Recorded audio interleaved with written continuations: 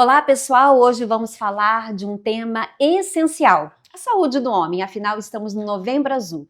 Apesar dos avanços na medicina e no acesso à informação, muitos homens ainda deixam os cuidados com a saúde em segundo plano.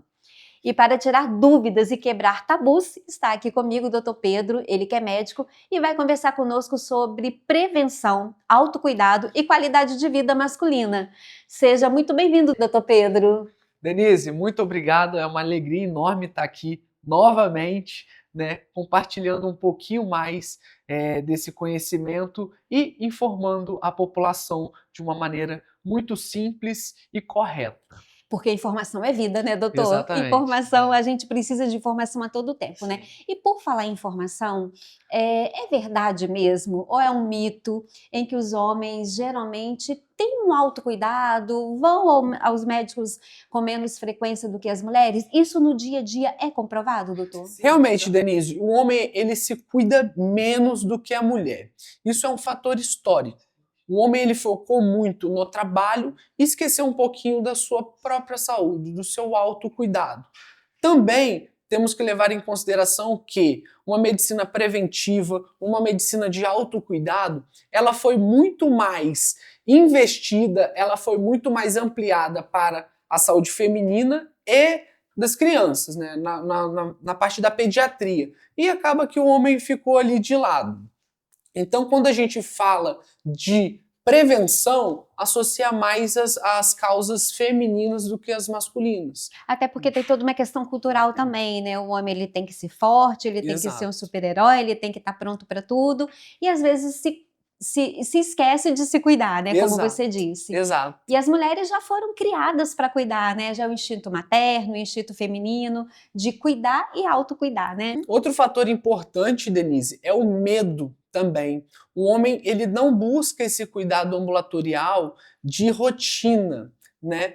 Então acaba que a busca dele pela saúde é quando a doença já está em progressão ou quando já tem um sinal muito importante que ele vai para a parte da urgência e emergência. E isso é horrível, né, doutor? Porque se ele tem ali um acompanhamento ambulatorial, igual as mulheres, né?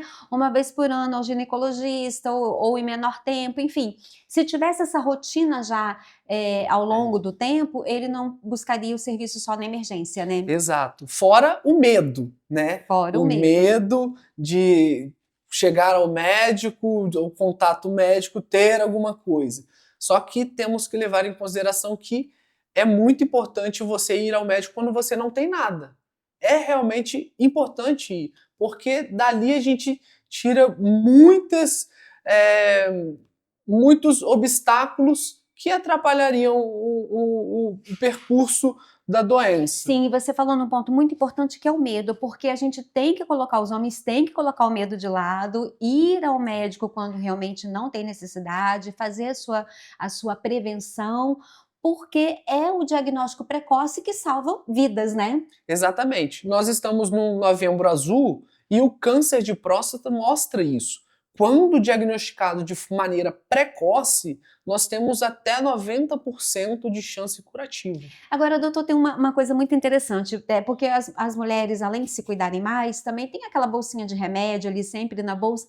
E os homens, como eles se comportam quando sentem alguma coisa e ficam hesitando em buscar auxílio médico? Então, isso é histórico. O homem ele traz essa carga de força, de que não pode, de ser vulnerável à fragilidade. Então acaba que tudo anda juntinho e atrapalha esse acompanhamento clínico do homem com a sua saúde e o seu médico. Perfeito. Agora, quais são as doenças mais frequentes entre os homens, né?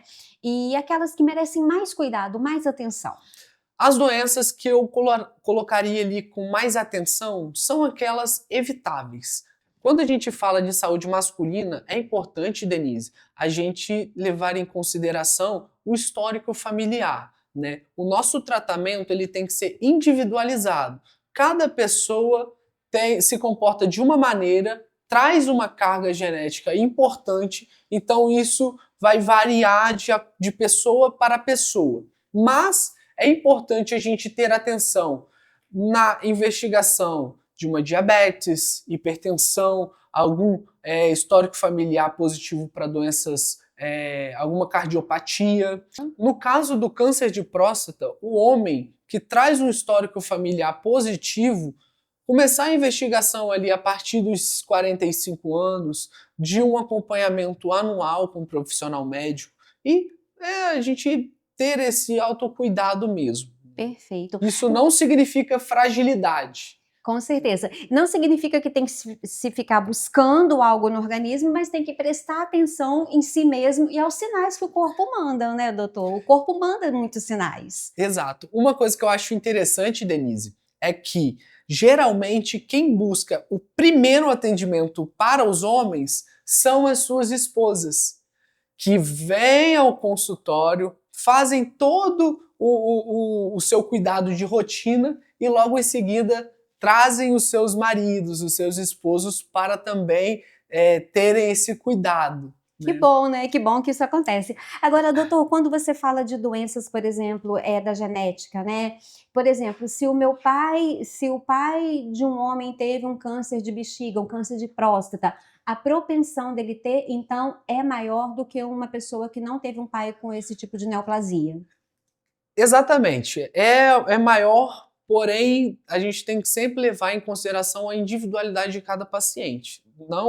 Não necessariamente o pai teve que ele vai ter.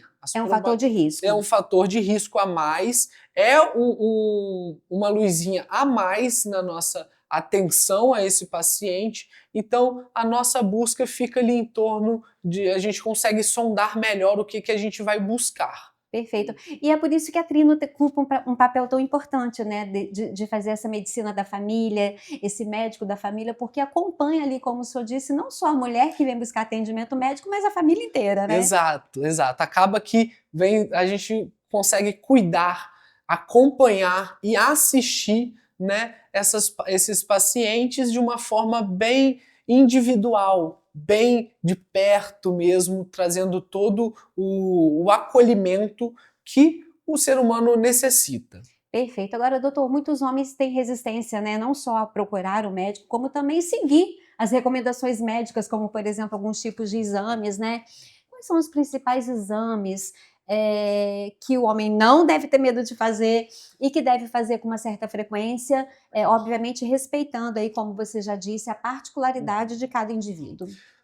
Na consulta anual, os profissionais médicos possivelmente vão te examinar, vão trazer um cuidado individualizado, solicitando alguns exames de sangue, marcadores para fígado, rim, tireoide e também, dependendo do paciente, o PSA, que vai nos auxiliar na questão da próstata.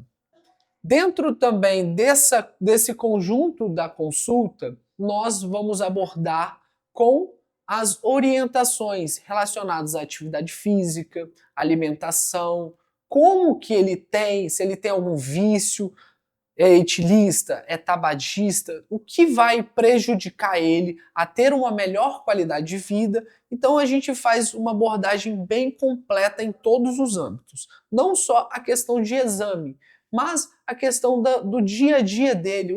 O que eu posso melhorar a vida da pessoa que está à minha frente, né? E aqui na Trino nós conseguimos acolher todas essas pessoas, dando um acompanhamento, assistindo elas de forma periódica, solicitando os exames necessários e fazendo o exame físico, que é o principal que deve ser feito na consulta. E você tocou num ponto muito importante, porque quando a gente fala de saúde do homem, da saúde da mulher, da saúde em geral, né?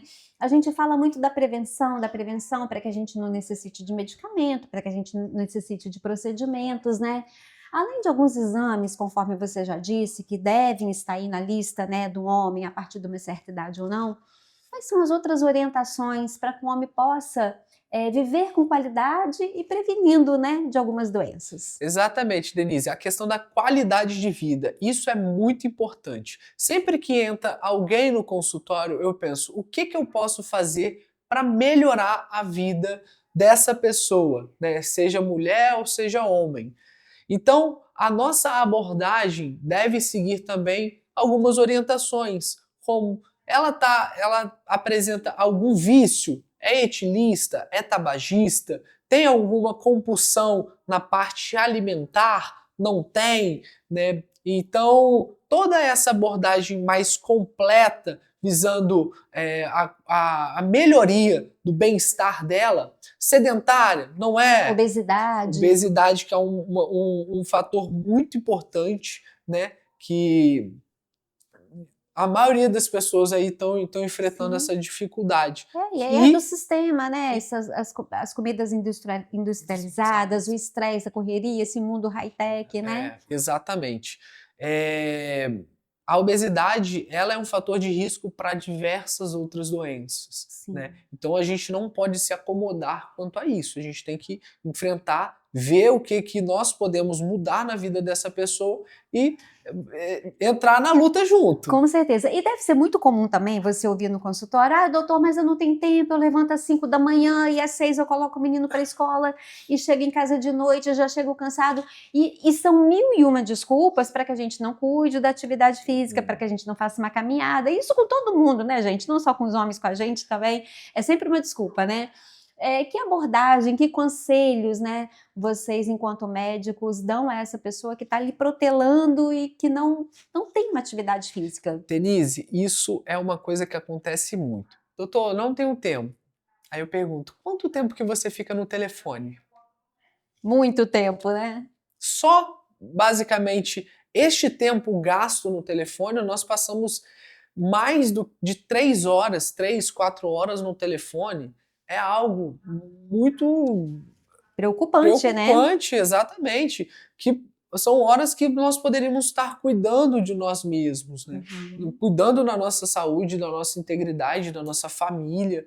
Então se perdeu muito quanto a isso, né? Sim, e tudo isso favorece o surgimento de doenças que poderiam ser preveníveis, né? Exato.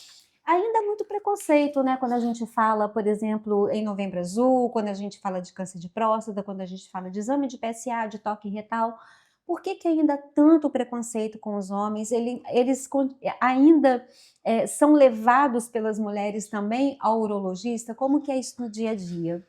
A questão do preconceito, ela ainda existe, né? Existe uma mística muito forte por trás do exame do toque, o falso entendimento de como que é. O exame do toque é um exame simples, dura menos do que 5 segundos, né?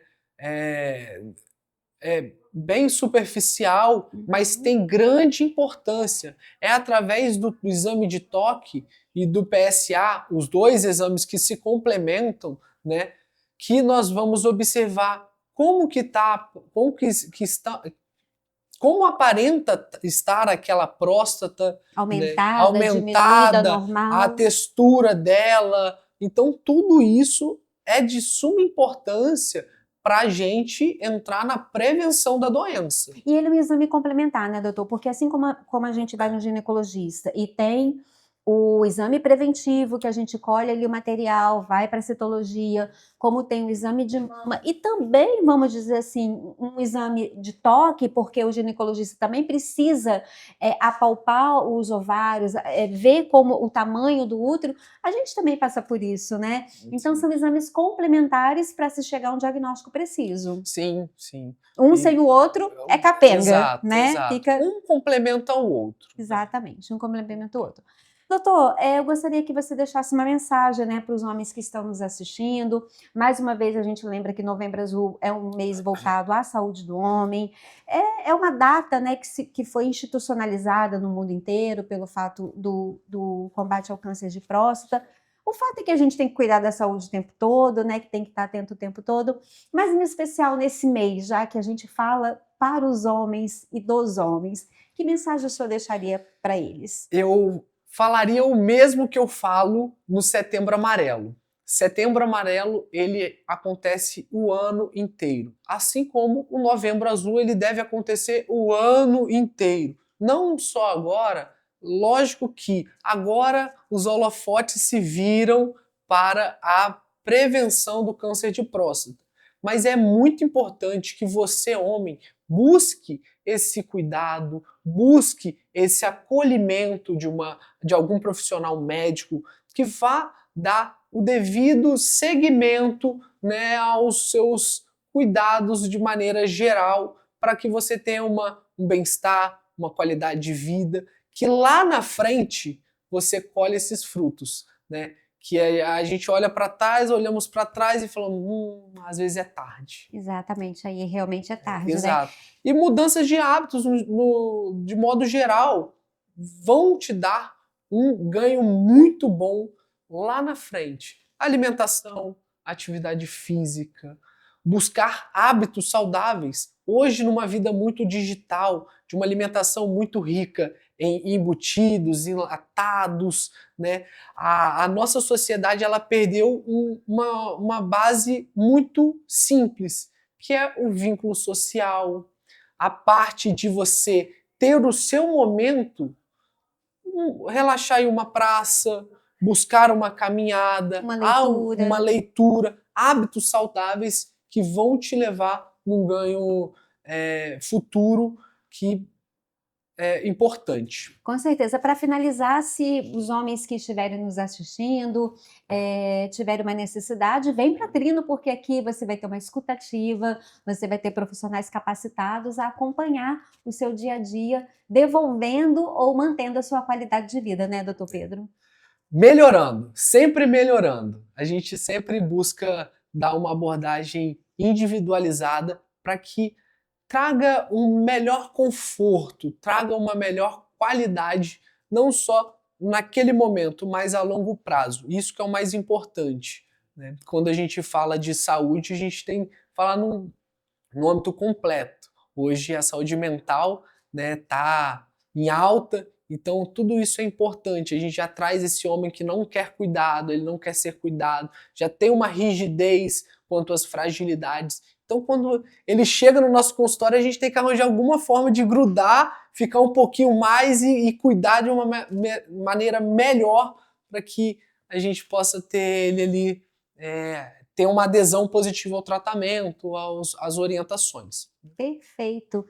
Eu quero agradecer a presença do Dr. Pedro nesse bate-papo tão importante, né? E você que está nos assistindo, eu queria te pedir para você aproveitar, marcar aquele check-up e compartilhar esse vídeo com quem precisa ouvir essa mensagem, já que estamos no Novembro Azul, no mês que mundialmente é dedicado à saúde do homem. A gente fala da saúde da mulher o tempo todo, mas nós temos aí esse mês dedicado à saúde dos homens. Doutor Pedro, muito obrigada pela sua presença Denise, aqui conosco, tá bom? Eu que agradeço a atenção, o carinho de sempre. Obrigada. E o que precisarem de mim, estarei sempre à disposição. Muito bem, obrigada.